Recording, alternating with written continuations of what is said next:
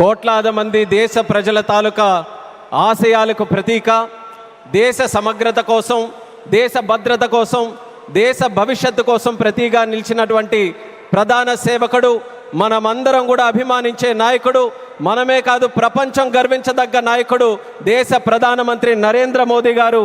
అలాగే విజనరీ నాయకుడు, నవ్యాంధ్రప్రదేశ్ నిర్మాత మన ప్రియతమ ముఖ్యమంత్రి వర్యులు నారా చంద్రబాబు నాయుడు గారు.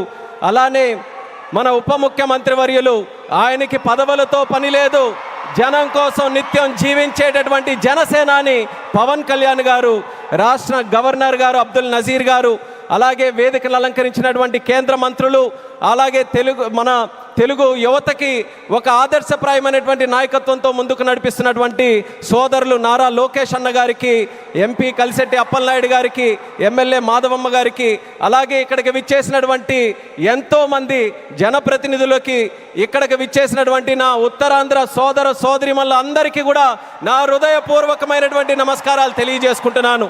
ఒక 12 సంవత్సరాలైతే ఒక పుష్కరం అంటాం, 100 సంవత్సరాలైతే శతాబ్దం అంటాం.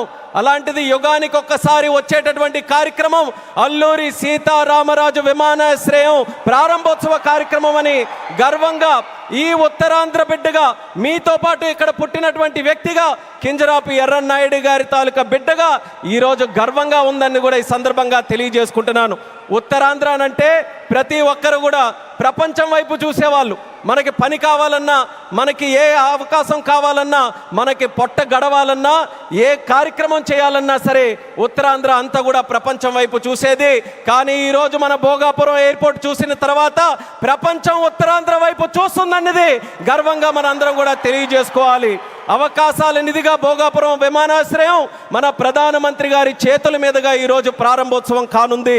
అలాంటి విమానాశ్రయం ఒక 77,000 చదరపు అడుగులతో తయారవుతున్నటువంటి విమానాశ్రయం సుమారు 60 లక్షల కెపాసిటీతో తయారవుతుంది. ఎంఆర్ఓ కానీ ఎంతోమంది యువతీ యువకులకి ఉద్యోగాలు ఇచ్చే అవకాశం ఇక్కడ కలగబోతుంది. ఎడ్యూసిటీ ద్వారా రేపు భవిష్యత్తులో ప్రపంచంలో ఉన్నటువంటి ఏవియేషన్ వర్క్ ఫోర్స్కి ట్రైనింగ్ మన ఉత్తరాంధ్రలో, మన భోగాపురంలో జరగబోతుందనడానికి కూడా నేను ఎంతో గర్వపడుతున్నానని తెలియజేస్తున్నాను. అటువంటి ఉత్తరాంధ్ర ప్రాంతంలో ఈరోజు ఈ భోగాపురం ఎయిర్పోర్టు మన అందరికీ కూడా సింహద్వారంలా ఉందని తెలియజేస్తున్నాను. ఇచ్చాపురం నుంచి పాతపట్నం, పాలకొండ, శ్రీకాకుళం, అలాగే బొబ్బిలి, పార్వతీపురం, విజయనగరం, అరకు, అనకాపల్లి, విశాఖపట్నం, ఈ ఉత్తరాంధ్రలో ఏ ప్రాంతం తీసుకున్నా సరే అందరికీ కూడా సమాన దూరంలో ఉన్నటువంటి ఈ భోగాపురం విమానాశ్రయం మనందరికీ కూడా సింహద్వారంలాగా పనిచేయబోతుందని తెలియజేస్తున్నాను. అలాగే మీ అందరికీ కూడా తెలుసు, కలియుగ వెంకటేశ్వర స్వామి ఆలయానికి వెళ్తే సంవత్సరానికి ఒకసారి వైకుంఠ ఏకాదశి నాడు ఉత్తర ద్వారం తెరుచుకుంటుంది. అలా మన ఆంధ్రప్రదేశ్ అభివృద్ధి కోసం ఈరోజు ఉత్తర ద్వారంలో మన భోగాపురం ఈరోజు మనందరికీ కూడా తెరవబోతుంది. ఎంతో కాలం నుంచి ఎదురు చూపులు చూసాం మన ఉత్తరాంధ్రలో. ఆఖరికి గతంలో మీరు చూసుకుంటే కొంతమంది నాయకులు దీన్ని కించపరుస్తూ, విమర్శిస్తూ, ఈ ప్రాంతాన్ని కించపరుస్తూ ఎయిర్ బస్సు కూడా తిరగని ప్రాంతమని వెక్కిలి నవ్వులు నడిచారు. ఈరోజు వాళ్ళకి కళ్ళు తెరిచి చూడమంటున్నా ఎయిర్ బస్సులు దిగే ప్రాంతంగా ఉత్తరాంధ్ర మారింది. ఈరోజు ఎలక్ట్రిక్ బస్సులు వచ్చే ప్రాంతంగా ఉంది.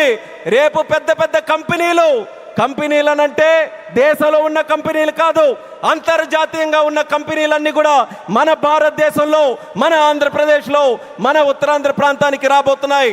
వాళ్ళ బస్సులు కూడా ఇక్కడే తిరిగి మన యువతీ యువకులకి అన్ని ఉద్యోగ అవకాశాలు కూడా కల్పించబోతున్నాయి. ఇలాంటి పవిత్రమైనటువంటి భూమి మన ప్రాంతంలో తీసుకుంటే ఒక పక్కన ఆధ్యాత్మిక ఆలయాలు శ్రీకూర్మం, శ్రీముఖలింగం, అరసవెల్లి, సింహాచలం, అలాగే రామతీర్థాలు, పైడితల్లి అమ్మవారు, ఇలా ఎన్నో పవిత్రమైనటువంటి దేవాలయాలు ఇక్కడ ఉన్నాయి. మరొక పక్కన పర్యాటక రంగం, కొండలు, సముద్రం, అలాగే దానితో పాటు ఈరోజు ఉత్తరాంధ్ర దిశని మార్చే విధంగా చంద్రబాబు నాయుడు గారి తాలూకా నాయకత్వంలో గూగుల్ లాంటి సంస్థ ఇక్కడికి వస్తుంది. ఆర్సిలార్ మెటల్ స్టీల్ ప్లాంట్ వచ్చింది, రైల్వే జోన్ మనకు వచ్చింది, మూలపేట పోర్టు మనకు వచ్చింది. ఇలా లెక్క పెట్టుకుంటూ వెళ్తే ఏ ప్రాంతంలో జరగనటువంటి అభివృద్ధి ఈరోజు మన ఉత్తరాంధ్ర ప్రాంతంలో జరుగుతుందనేది యువతీ యువకులందరికీ కూడా నేను గుర్తు చేస్తున్నాను. ఇక చేయాల్సింది మనం ఒక్కటే, మనకి రెండు విజన్లు ఉన్నాయి. స్వర్ణాంధ్ర విజన్ బై చంద్రబాబు నాయుడు గారు, వికసిత్ భారత్ విజన్ బై నరేంద్ర మోదీ గారు. మన యువతందరం కూడా కలిసి ఆ రెండు విజన్లు రెండు కళ్ళులాగా మనం అందరం కూడా ముందుకు నడిచి అత్యంత సుందరమైనటువంటి శక్తివంతమైనటువంటి భారతదేశం తయారవడానికి ఈ రెండు విజన్లు కూడా మనం స్వీకరిస్తూ ఇక్కడ ఉన్నటువంటి యువకులందరూ కూడా ముందుకు రావాలని మరొక్కసారి వాళ్ళందరికీ కూడా పిలుపునిస్తున్నాను. ఒక ఎయిర్పోర్ట్ ఎక్కడైనా నిర్మించామనంటే, నేను కేంద్ర మంత్రిగా అయిన తర్వాత ప్రధానమంత్రి గారి చేతుల మీదుగా సుమారు 16 ప్రాజెక్టులు ఇక్కడ ప్రారంభించాం భారతదేశంలో.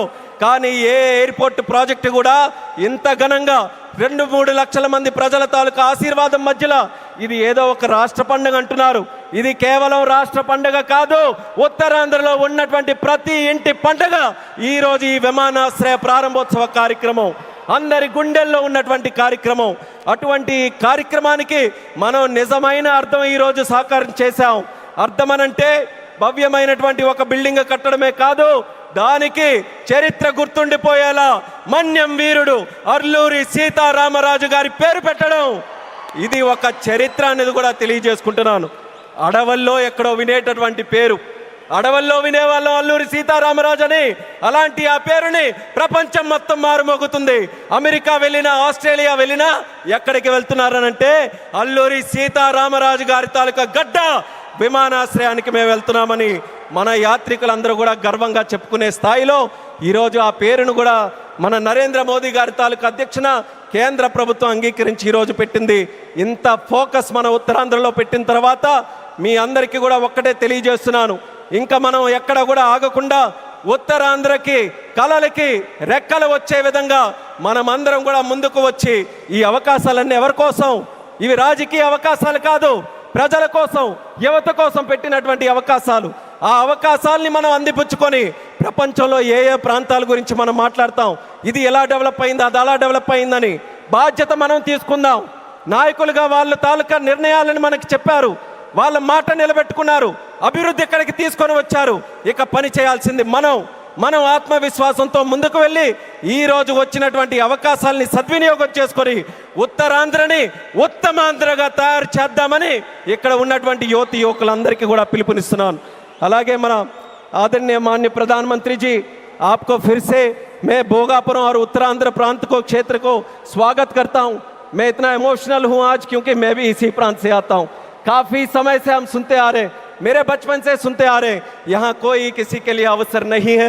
उत्तरांध्र से लोग बाहर जाते रहते हैं काम के लिए, पर आपने वादा निभाया। आपके मार्गदर्शन में, हमारे चंद्रबाबू जी के मार्गदर्शन में यहाँ पे जो इम्पॉसिबल लगता था वो आज पॉसिबल करके दिखाया।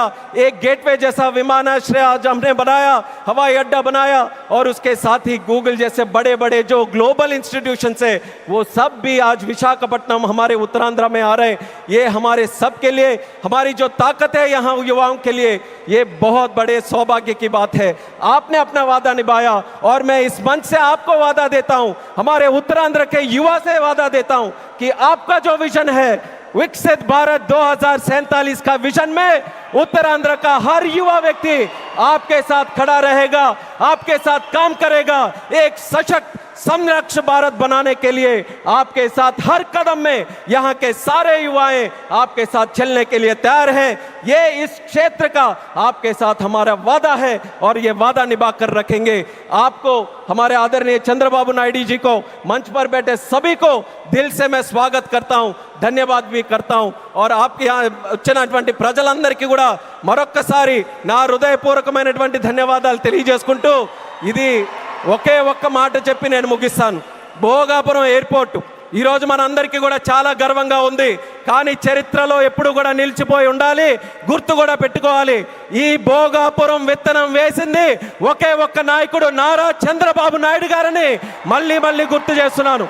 2014లో విభజించిన ఆంధ్రప్రదేశ్కి ఆయన ముఖ్యమంత్రి అయితే ఆయన ఈ ఉత్తరాంధ్ర ప్రాంతానికి గ్రోత్ ఇంజన్గా తయారు చేయాలనంటే ఇక్కడ విమానాశ్రయం పెట్టాలని మొట్టమొదటిగా ఆయన ఇచ్చేస్తే ఆ రోజు ఉత్తరాంధ్ర బిడ్డగా కేంద్ర మంత్రిగా అశోక్ గజపతిరాజు గారు ఉన్నారు, ప్రధానమంత్రిగా నరేంద్ర మోదీ గారే ఉన్నారు.